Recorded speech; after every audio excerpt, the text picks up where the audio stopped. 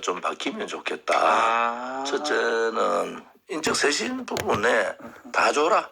저는 만약 예를 들어서 비서실장, 사무총장, 원내대표까지 비명계 쪽으로 다 넘겨도 싹다 당 대표로서의 역할은 충분히 할 수 있는 거 아니냐. 또 뭐 친명계가 많잖아요. 그래서 인적 쇄신을 공격적으로 하면은 공천에 대한 불안감이 없어질 거 아니냐. 두 번째는 이제 선거법 개정부터 해가지고 정치개혁 과제 있는데 네. 정치개혁 과제를 이재명 대표가 먼저 들고 나오면 안 되느냐. 저는 사실 윤석열 대통령이 정치에 빛이 없어서 정치개혁 잘할 줄 알았더니 정반대 방향으로 가고 있어서 그래서 그런 과제들을 좀 하는 게 좋겠다. 물론 뭐 친명계는 아니지만은 뭐 제가 그렇게 얘기를 했어요. 그렇게 변화를 해야지 야당도 변해야지 여당이 정신 차린다. 야당이 이제 이재명 사법 리스크에 묶여 있으니까 여당이 자기들이 잘하는 줄 알고 독주하고 있다. 이런 부분에 있어서는 뭐 제가 있는 현실대로 제가 생각하는 부분들을 얘기한 거죠. 뭐 지금 보니까 강훈식 의원이 많이 이제 공감하고 수긍하는 모양새로 그 얘기를 하고 이제 나가는 모습까지 보기 좋았습니다. 친명계들이 공감해야지. 두 분 이제 그렇게 잘 알고 같이 의장 활동을 하지는 않았지 않습니까? 아니야, 근데 이제 서로 내가 괜찮은 사람들 이래 제가 눈여겨 이래 보는 이유도 여야를 떠나서 예. 저분들의 목소리가 국회에서 좀 있으면은 국회가 좀 잘 되겠다. 네. 그 여야 협치를 하지 않으면 피해는 국민이 보는데 제가 여야 협치라는 것은 국민을 좀 편하게 해달라 이런 얘기 아니겠습니까? 네. 그래서 그런 부분에 있어서는 뭐 여야의 특히 국회의원들이 좀 제자리로 좀 돌아와라. 그게 국민의힘은 윤핵관이나 대통령실 눈치 보지 말고 네. 소신 있게 하고 또 사법 리스크에 묶여 있는 민주당은 대표하고 그 반면계 네. 쪽과의 관계를 어떻게 정리해 나갈 거냐 그거부터 좀 풀어야 되지. 그렇지 않고 계속 뭐 편덤에 묶여서 그러한 정치하는 것은 옳지 않다 이렇게 보는 거죠. 자, 먼저 국민의힘부터 얘기를 다시 한번 나눠보겠습니다. 김기현 체제가 지난주 공식적으로 출범하게 됐습니다. 오늘 월요일입니다. 핵심 당직 인선 발표를 할 겁니다. 특히 이철규 의원 사무총장이 내정됐다 이런 보도도 있고요. 어떻게 보십니까? 지금 인선하는 거 보면서. 뭐 역시 윤핵관으로 돌아갔다. 국민 밉상 윤핵관은 빠지더라도 4인방, 윤핵관 4인방 중에 한 사람을 사무총장 놨다 하는 것은 집권 여당으로서 좀 그렇게 자신이 없나. 소위 말하는 연포탕이라고 연대, 포용, 통합 이렇게 탕평 이렇게 얘기했는데 사무총장까지 그래 하면은 너무 눈에 보이지 않느냐. 모든 인선이 친윤 쪽으로 다 갈 것 같아요. 그러니까 경선 때 대통령실에서 그렇게 강력하게 개입을 했는데 그보다는 오히려 탕평 조직 인사가 김기현 체제에서는 맞았다. 그런데 김기현 대표가 연포탕 얘기를 하지만은 실질적인 인선에서는 그래 못하는 거다. 뭐 결국 대통령실 눈치 볼 수밖에 없지 않느냐.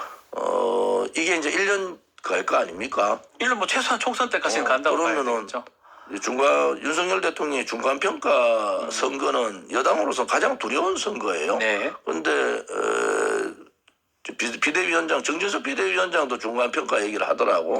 그 여당 의원들이 중간평가 얘기를 들고 나오는 것은 대단히 잘못된 거예요. 지금부터는 윤석열 대통령은 민생 정책, 상고, 뭐 경제 안보 위기 뭐 이런 부분에 집중하고 당에서 할 일은 협치를 통해 가지고 민주당하고 민생 관련되는 부분들을 같이 논의장으로 들어가야 되지. 지금 1년씩으로 이렇게 민생을 팽개치고 정쟁으로만 가는 것은 결국 책임은 어디냐? 대통령하고 정부 여당에 있는 거예요. 그것을 인식을 해야 된다. 지금 그냥 이재명의 사법 리스크에 묶여가지고 이러는데 이재명의 사법 리스크가 1년 더 이상 간다고 보십니까? 민주당도 선거를 치러야 되는데 그런 상황을 이 상태로 가지는 않는다. 그럴 경우는 어떻게 할 거냐? 그럴 경우에는 총선이 굉장히 어려워지는 거 아니냐. 그래서 이번 인사정책에서 단추를 처음부터 잘못 끼고 간다 이렇게 저는 보고 있어요. 지금 뭐 중간평가 얘기했는데 또 한편으로는 이재명 대표를 쭉 끌고 가가지고 총선까지 이 지금 검찰이나 이 이 수사 쪽으로 갈 수도 있다 이런 얘기도 있거든요. 지금 윤영찬 의원하고 고민정 의원인가요? 예. 그다음에 뭐 그런 분들 얘기 벌써 나오잖아요. 예. 그래서 친문의 문재인 정부의 대통령실에 있었던 사람들의 얘기가 나오기 시작했다고 하는 것은 그것은 굉장히 이제는 그냥 이재명 체제로 그대로 이재명 대표가 예를 들어서 인적 쇄신을 하지 않고 정치 개혁까지를 하지 않고 민생을 돌보지 않는 사법 리스크의 방탄으로만 갈 경우에는 굉장한 반발이 있을 거다. 네. 거기에 미리 선제적으로 이재명 대표가 나가게 될 거다. 이래 저는 예측을 하고요. 다음 총선도 뭐 민생을 돌보는 야당, 민생을 안 돌보는 여당, 그다음에 국정 지지율이라는 것은 대통령의 국정 지지율은 들쑥날쑥할 수 있지만은 네. 중간 평가의 채찍은 정부 여당에 가는 겁니다. 그래서 그런 부분들을 생각하면은 여당도 마냥 좋아할 때가 아니다. 협치를 하려면 야당도 좀 만나고 해야 되는데 또 인선도 연포탕이면 중요하잖아요. 지금 얘기 말씀처럼 전략기획부총장, 주식부총장도 다 지금 박수영 의원이나 배현진 의원 등이 거론되고 그렇다면 좀 이른바 비운인 사람도 좀 뽑아주는 그런 모습까지 보여야 되는 거 아닙니까? 하부 당직은 좀 주겠는데 이번에 보니까 뭐 나경원 이렇게 정리하는데 가장 앞장섰던 사람들을 당직에 세우면은 저는 만약에 김기현 대표, 나경원 전 원내대표가 동의하면은 예. 저는 김기현 대표가 나경원 전 원내대표를 최고위원으로 지명직 최고위원으로 해주는 게 그렇게 하는 맞다. 것이 옳다고 보는 모양인데 예. 하겠습니까 그렇게? 정치 그림 못할걸요. 아하. 그러면 안철수 의원 오늘 만난다고 하거든요. 김기현 대표랑. 이건 어떻게 우리가 해석을 해야 됩니까? 안철수 의원은 이미 이제 20몇 프로 정도, 23%인가 네. 됐잖아요. 그러니까 본인은 당 내에서 이제 기반을 다 확보하겠다 이런 생각인데 이번 경선 과정에서 가장 최악의 후보가 안철수 후보였다. 최악이다. 예. 그래서 뭐 만나는 거야. 다 만날 수 있지만은 뭐 최소한 뭐 지명직 네. 최고위원 한 명 정도는 안철수 후보한테 추천하라고 얘기하겠지만 그런 것도 가능하다는 거죠. 근데 안철수 후보 추천하겠습니까? 추천하면 그것도 이상한 일인데. 자, 지명직 최고위원 정도가 남아 있는 것 같은데 지금 말한 것처럼 나경원 의원을 지명직 최고위원 한다는 건 좀 체급이 조금 안 맞지 않습니까? 그렇지 않습니다. 왜냐하면 나경원 의원이 원내인데 네. 아무튼 총선에서 나경원 의원의 목이 있어요. 네. 그러면은 지금부터 조금 이렇게 활동할 수 있는 그렇다 해가지고 뭐 대통령실에서 지난번 그런 직책까지 줬는데 다 못하고 있는 상황이라서 나경원 의원한테 대한 생각들을 좀 바꿀 필요가 있다. 그리고 뭐 최악의 저는 뭐 초선들의 흑역사가 나경원 의원에 대한 서명 50명 아닙니까? 예. 63명 중에 50명이 서명을 했어요. 저는 그것은 정당사에 있어서 참 부끄러운 일이다 이래 보기 때문에 그것을 수습하는 필요도 있다. 네. 정치라는 것은요. 아무튼 본인이 가겠다는 길을 가는 것이 정치 아니겠습니까? 알겠습니다. 자, 오늘은 또 지도부 만찬이 예정돼 있습니다. 대통령하고 이제 만나는데 분위기 어떨까요? 분위기야 뭐 본인들이 대통령실이 뭐 나서서 아무튼 민심은 사라지고 윤심만 남은 경선에서 윤심이 승리한 거 아니겠습니까? 그래서 저는 뭐 한교안 전 대표의 프로테이지가 좀 낮았다. 뭐 8%. 저는 그 부분만 빼고는 대강 맞췄는데 제가 볼 때는 웃지만은 걱정이 많이 되는 만찬일 거다. 웃긴 웃지만 이번에 이제 특히 이제 민주당하고의 협치 문제, 네. 그리고 쌍특검에 대한 대응, 그다음에 일본 강제동원에 대한 배상, 제3자 배상 문제 이런 뭐 여러 가지 현안 사항들이 많아서 이제 당정이 어떻게 해나갈 거냐 하는 것도 우리가 예의주시할 필요가 있다 이래 보는 거죠. 지금 뭐 정례 회동을 좀 하는 거 대통령하고 또 대표하고 당 대표하고 그런 것도 있고 하는데 이렇게 이게 좋게 보면 당정이 잘 가는 거고 나쁘게 보면 좀 사당 비슷한 얘기도 하고 있고 윤석열 당이라는 얘기 이미 또 민주당에서 얘기했고요. 이게 약이 됩니까 독이 됩니까? 저는 명예 당 대표 얘기도 있고 예. 정례 회동 얘기도 있는데 정례 회동 하기 전에 여야 영수회담이 먼저다 이래 보는 거죠. 아하. 그러면 대통령이 나서지 않더라도 네. 김기현세 대표하고 지금 이재명 대표가 먼저 만나고 그다음 원내대표도 지금 이제 교체되는 시기잖아요. 그러면은 새로운 원내대표들도 짝을 좀 이루어가지고 네. 협치로 가라. 그래서 대통령실은 이제는 당무 개입이나 이런 것보다 인선 개입 이런 것보다는 민생 그다음에 경제안보 위기 리스크에 적극적으로 대응하는 방향 전환이 필요하다 이래 보는 거죠. 김기현 대표가 막 일성으로 야당 대표 빨리 만나겠다라고 얘기는 했는데 대통령실에서 이게 또 포기해 줄지 이 부분도 김기현 대표는 그동안에 조금은 대화하고 협치하는 그런 정치 예. 과정들이 있습니다. 예. 우선 그 대통령실이 하지 못하는 부분을 하는 것이 당이잖아요. 아하. 정부 여당이면은 예. 여당이 국민의힘 여당의 대표가 뭐 대통령이 이재명 대표를 직접 만난다는 것이 대단히 좀 어려우면은 김기현 대표는 뭐 자주 만나라. 그리고 원내 문제는 원내대표한테 빨리 일임하고 김기현 대표도 그동안 잃어버린 민심을 되찾는데 최선을 다해야 된다. 네. 이렇게 보는 거죠. 말씀처럼 뭐 이렇게 리더십이 아직 확 갖춰진 건 아닌 것 같습니다. 김기현 대표 같은 경우는 자리가 사람을 만드는 겁니다. 만들어진다면 이제 해야 될 일이 꽤 많은데 이제 뭐 제일 먼저 하는 게 특검법 지금 발의하겠다. 쌍특검 뭐 김건희 특검법 얘기를 하고 있는데요.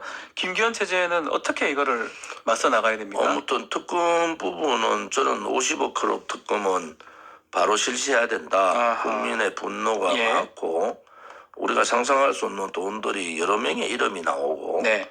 그것이 특히 이제 법조계 부분들의 얘기들이 많이 있으니까 그런 특검을 뭐 받아라 저는 그런 입장이고 50억 네. 특검면은 그다음에 김건희 여사의 특검은 받기 힘들 거다. 뭐 민주당에서 충분히 그래 얘기할 수 있다고 보지만은 예. 정의당의 입장도 좀 다르지 않습니까? 그래서 그런 쌍특검 부분에 대해서도 여야가 머리를 맞대고 협의를 하면은 네. 돌파가 나옵니다. 그거를 자꾸 협치의 상대가 아니고 정쟁의 상대로 자꾸 보면은 끝이 없잖아요. 네. 결국은 그 피해의 끝은 누굽니까? 국민들이거든요. 국민들 보니까 국민들을 마음 편하게 해줄 수 있는 그러한 대통령실, 그러한 집권 여당이 되기를 바랍니다. 알겠습니다. 자, 또 지금 중요한 선거가 또 남아 있는데 원내대표 선거가 두 당 다 지금 곧 열리거든요. 같은 시기에 두 원내대표를 바꾼다는 얘기도 지금 있고 한데 어쨌든 국민의힘 원내대표 어떻게 될 것 같습니까? 하마평이 좀 나오고 있긴 한데요. 주호영 원내대표가 임기를 연장하고 싶겠어요. 그건 모르겠습니다. 그냥 4월 초에 그냥 한다. 좀에만 뒤로 늘리면 같이 할 수는 한다 있습니다. 이러고 원내대표 같은 시기에 한 적도 별로 없습니다. 그렇습니까? 그거는 예. 그냥 주영 원내대표 임기 내에 원내대표를 뽑겠다는데 뭐 김학영 의원이나 네. 그다음에 윤상현 의원 사선에 네.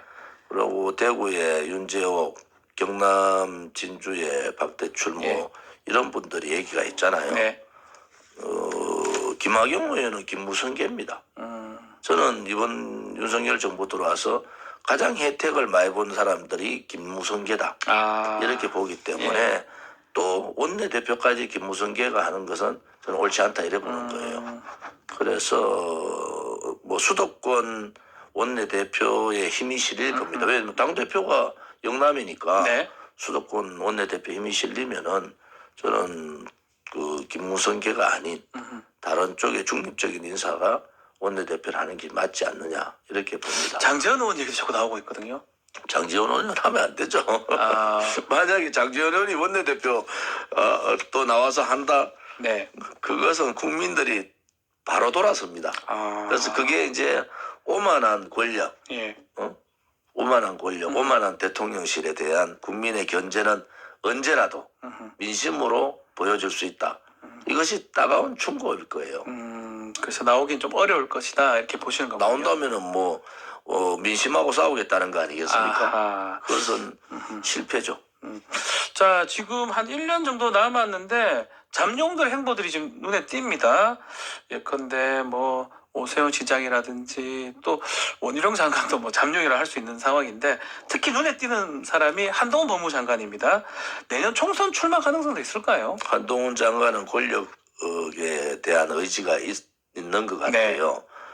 바깥에 법무장관으로서는 뭐 총선 전까지 정리를 좀 할 거고, 아하. 윤석열 대통령이 한동훈 장관을 끝까지 반대에도 불구하고 법무장관 놓았는 그렇죠. 그러한 의지를 지금 이 상황들을 보면서 알 수 있다. 그러면 한동훈 장관이 다시 총선에서의 어떤 그 인기몰이 혹은 그런 부분에 있어서 총선 가능성이 있고, 네. 원희룡 장관은 어차피 돌아올 사람이잖아요. 어차피 정치인이니까. 그러니까 청와대에 예, 있던 뭐 많은 사람들은 돌아올 사람들이고, 그런 사람들이 국회로 들어오는 이유는 예. 윤석열 대통령 말고 국회를 통해서 해가면서 했던 것이 보수당의 그 다음 대통령 과정이거든. 네. 윤석열 대통령 특별한 케이스인데 앞으로는 국회로 들어와서 국회 힘을 많이 실는 잠룡들이 국회에 와서 많이 실는 그런 힘을 가려야 될 것 같고, 네. 오세훈 시장은 뭐 서울시장에서의 역할이 있으니까 네. 그분은 서울시장으로서 또 뭐 이런저런 활동을 하겠죠. 알겠습니다. 자, 민주당 지금 상황은 측근 또 극단적 선택 이후에 분위기가 심상치 않긴 합니다. 주말에 좀 행보도 좀 했던 것 같고요. 어떻게 보고 계십니까? 뭐 리더십을 잘 작동하고 있는 겁니까? 이재명 대표가 좀 어렵다 상황이. 측근이 또 그런 극단적 선택에 극단적 선택을 하시고, 또 뭐 반면계에서는 목소리를 지금 문재인 대통령실 출신 네. 청와대 출신들이 목소리를 내기 시작했지 않습니까? 그래서 이재명 대표의 정치적인 결단이 좀 필요한데 경치적인 결단을 할 수 있는 정치력이 상당히 이건 시간이 좀 필요한데, 시간이 필요한데 그런 시간이 없으면은 주변에 예. 좀 그런 얘기를 제대로 얘기할 수 있는 사람을 옆으로 좀 두는 게 좋겠다. 좀 측근 참모를 잘 둬야 된다 이 말씀인가요? 그래서 예. 강성보다는 좀 중도 쪽에 있는 그런 얘기들을 좀 많이 들을 필요가 있다. 네. 이렇게 봅니다.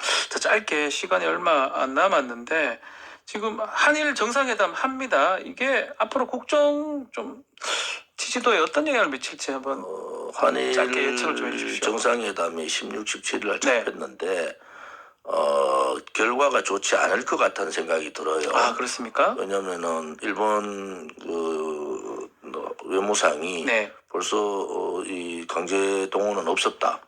또 기시다 총리도 지금 말을 거의 안 하고 있는 상태에서 만약에 이번에 한일 정상회담에서 김대중 오부치 선언 그 정도의 그러한 과거사에 대한 사죄와 반성이 없이 만약에 빈손으로 돌아온다면 저항이 엄청날 거다. 저는 뭐 3자 배상안에 대해서는 동의를 합니다만은 역사적인 그런 진정한 사과 이런 부분들은 이번에 받아내야 된다. 그렇지 않고 자꾸 급하게 한일 정상회담을 추진했는 외교 라인들이 무엇을 믿고 하는지 좀 고민을 해야 될 시점이다. 이래 보는 거죠. 알겠습니다. 자, 오늘 말씀 여기까지 듣겠습니다. 감사합니다. 조원진 우리공항 대표와 함께했습니다.